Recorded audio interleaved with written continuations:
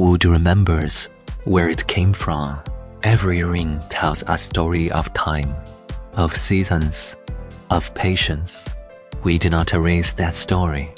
We simply continue it.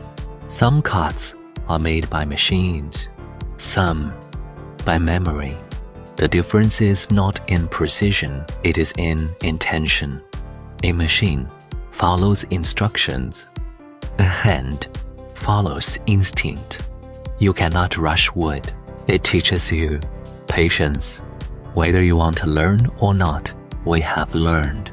Not because we are wise, but because we have no choice. If a cabinet is to last decades, the person who makes it must first learn to stay. Stay with the grain, stay with the joint, stay. This is the moment no one sees. Between finished and delivered, between maker or owner, there is a quiet space. That space is where we live, not in the showroom, not in the brochure. Here,